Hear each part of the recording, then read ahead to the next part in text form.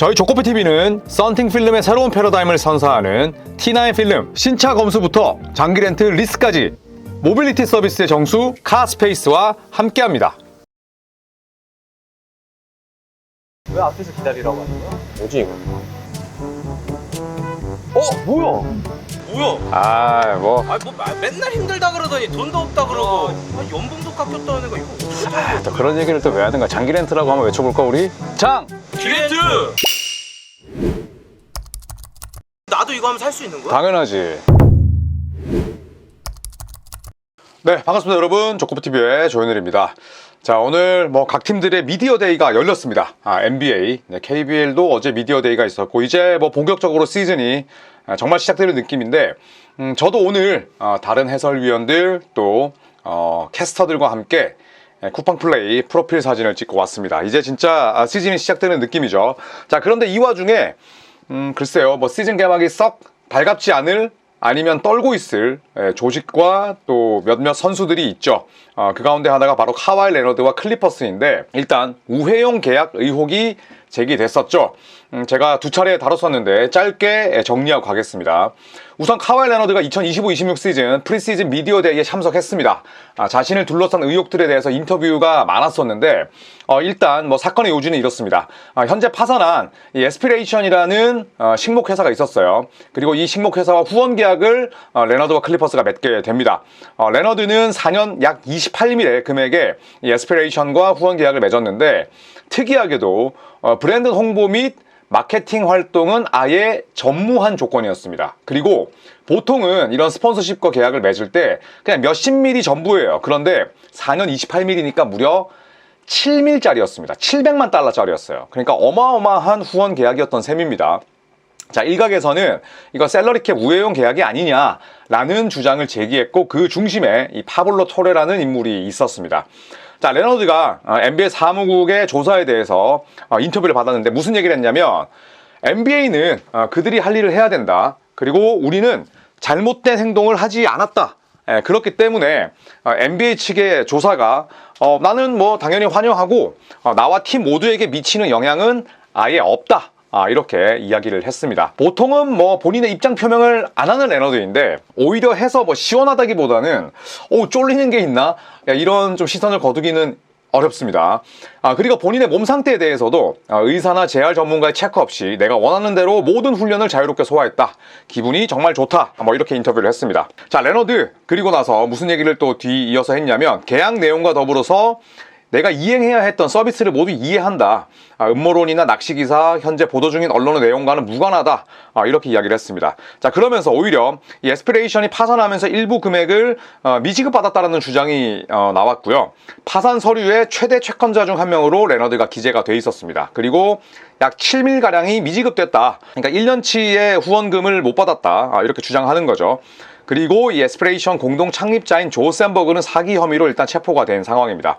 자, 스티브 발머 클리퍼스 구단주가 이 에스피레이션에 대해서 무슨 얘기를 했었냐면 얘네들은 사기꾼이었어. 나를 속였다. 나는 여기가 잘 나가는 줄 알고 투자했다. 그들이 왜 그런 짓을 했는지 모르겠다. 그리고 카와이와 맺은 구체적인 계약은 나도 모른다. 일단 모르쇠로 일관했습니다. 이게 정말 몰라서 그런지 아니면 잡아떼는 것인지는 제가 뒤에 설명을 좀 드리도록 하고요. 그리고 엉클 데니스, 이 데니스 로버슨이라는 카와이 레너드의 삼촌이 카와이의 배후에 있죠. 자, 그래서 이 엉클 데니스가 클리퍼스와 비윤리적인 계약을 맺은 적이 있냐는 질문에 대해서 로렌스 프랭크 클리퍼스 사장의 답변은 아니, 그 데니스 삼촌도 규칙을 알고 있고 카와이도 룰을 알고 있다. 우리 모두 다 규칙을 이해하고 있다. 이런 굉장히 아리송하면서도 누구나 할 수 있는 그런 인터뷰를 했습니다. 자, 그러자 이 사건을 최초 심층 보도한 파블로 토레가 바로 반박합니다. 무슨 얘기를 했냐면 이거 이제 선후 관계가 맞지는 않는데 이렇게 이야기를 했어요. 그동안 클리퍼스의 구단 수뇌부, 발머 구단주, 로렌스 프랭크 사장 전부 다 이 사건에 대해서 모르쇠로 당연히 일관하다 보니까 파블로 토레가 어떻게 반박을 했냐? 발머가 에스피레이션 공동 창업자 자선단체에 1.87밀을 기부했다. 그러니까 190만 달러를 기부한 거예요. 190만 달러. 어마어마하게 큰 돈이죠. 베테랑 미니멈급 금액입니다. 클리퍼스가 계약을 종료한 지 1년 반 이상의 시간이 지난 후로 당시는 연방수사당국이 수사망을 좁혀오고 있을 때였다. 이렇게 이야기를 했습니다. 자, 그리고 나서 한 내부 관계자, 한 인사이더가 이 발머의 기부 이슈에 대해서 무슨 얘기를 했냐면 완전히 그 회사에 속았음에도 불구하고 그 회사와 관련된 자선단체에 돈을 기부한다고? 이거는 상식에 매우 어긋나는 일이다. 이렇게 이야기를 했습니다. 이 인사이더의 말이 틀린 건 아니죠. 그렇잖아요. 발머는 에스피레이션에 완전히 당했다고 이야기를 했는데 공동 창업자 자선단체에 1.87미를 기부했다. 그리고 클리퍼스와 계약이 종료가 된 지 1년 반 이상의 시간이 지난 후였는데 이렇게 생각하면 굉장히 이상한 일일 수밖에 없는 거죠. 파블로 토레의 이 말이 사실이라면. 자, 그리고 또 다른 의혹이 팟캐스트 통해서 나왔는데 제가 이걸 한번 정리를 해봤습니다. 에스피레이션이 레너드에게 금액을 지급해야 했던 날 클리퍼스가 에스피레이션이 21미를 송금했다고 해요. 에스피레이션이 레너드에게 금액을 지급하기로 한 날이죠. 그러니까 뭐 직장인으로 치면은 월급날인데 그날 공교롭게도 클리퍼스가 21미를 에스피레이션에 송금합니다. 자, 그로부터 3개월 후에 클리퍼스와 이 데니스 웡이라는 인물이 있어요. 이 양반은 스티브 발머 구단주의 대학 동창입니다. 그런데 클리퍼스와 데니스 웡이 3일의 간격을 두고 3밀 그리고 32밀을 추가로 송금합니다. 어디에? 에스피레이션에. 자, 그러면 처음에 송금했던 21밀, 그 다음에 그 이후에 송금했던 3밀, 그리고 그 이후에 또 송금했던 32밀을 합치면 얼마인가요? 바로 56밀이죠. 그런데 이 56밀이 에스피레이션이 레너드에게 지급한 금액과 일치한다고 합니다. 우연의 일치일까요? 그럴 가능성은 높지 않겠죠. 자, 그런데 이 사건은 에스피레이션이 재정난에 시달렸을 때 일어난 일이다. 그러니까 더더욱 이해가 가지 않는 거죠. 그러니까 재정난에 시달리는데 클리퍼스가 돈을 줬다? 이거는 결국에는 셀러리 우회용 송금일 수밖에 없다. 이렇게 파블로 토레는 주장하는 거죠. 자, 그렇다면 파블로 토레가 그냥 뭐 어그로 끄는 거 아니야? 이걸 얘가 어떻게 알아? 이런 의혹이 있을 수 있는데 파블로 토레가 얘기를 했습니다. 클리퍼스 최고 재무 책임자의, 그러니까 CF라고 하죠 보통, 서명된 서류와 은행 거래 명세서를 통해서 이 사실을 파악했다고 해요. 대박 정보인 거죠. 자, 그리고 이 에스피레이션이 파산 위기에 처했을 때 모든 투자자들은 도움을 거절했다고 합니다. 파산 위기에 처한 걸 투자자들이 모르겠냐고요. 당연히 알죠. 투자자들이 뭐 빼꼬미들인데 당연히 거절합니다. 그런데 딱 2명만 제외하고는 모조리 거절했다고 하죠. 도움을 준 2명이 누구냐? 바로 대학 동창 사이인 스티브 발머 구단주와 데니스 웡이라는 겁니다. 상당히 좀 구린 냄새가 나지 않나요? 자, 그리고 가장 중요한 건 위에 열거한 이 모든 내용들이 법원 소송 기록에 존재한다고 합니다.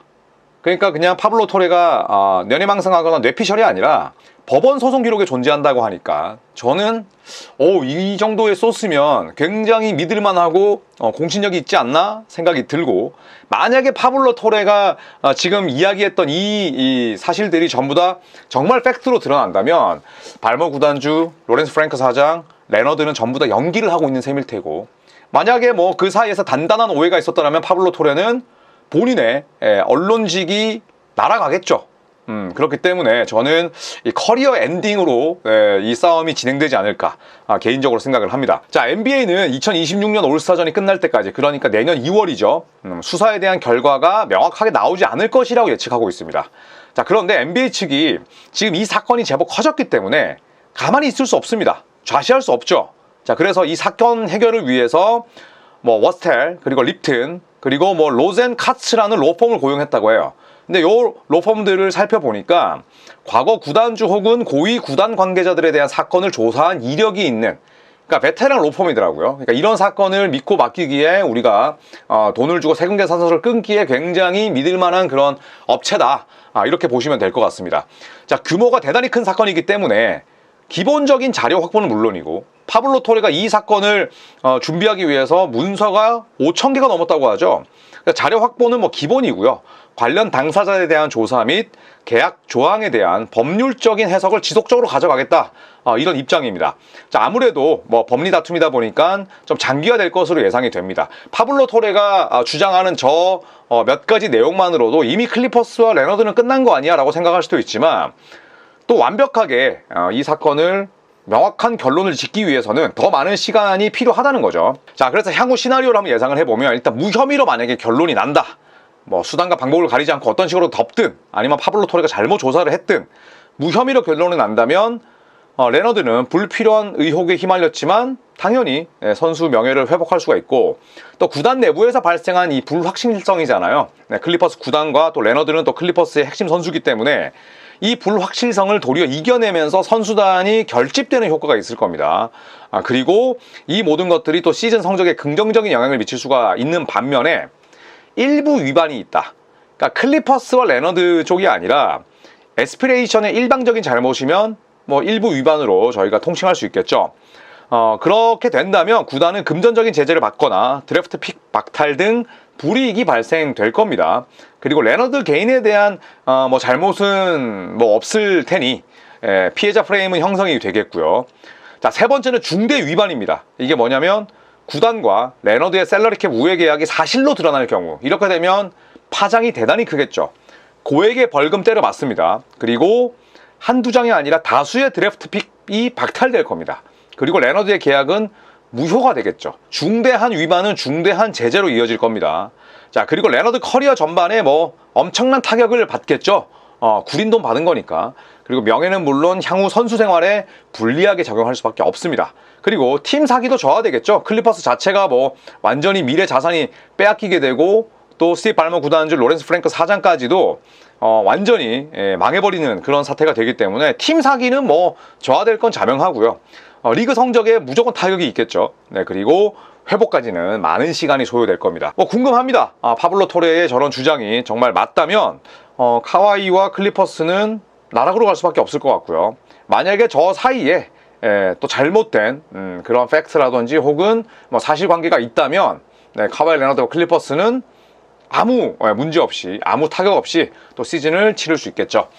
자, 어떻게 흘러갈지는 모르겠습니다만 파블로 토레의 주장에 따르면 클리퍼스는 굉장히 구린 구석이 많습니다. 레너드는 원래 구린 구석이 많았고, 그래서 어떤 식으로 결론이 날지 또 함께 지켜보시죠. 자, 그리고 저희 조코피 투어 이제 성황리에 거의 다 마감이 됐습니다. 완판됐고요. 제가 가지 않음에도 불구하고 이렇게 완판된 사실이 참 감사하기도 하고, 이거 내가 없어도 되나 이런 생각이 들기도 하지만, 어쨌든 이 자리를 빌려서 감사하다는 말씀을 전하고 싶고요.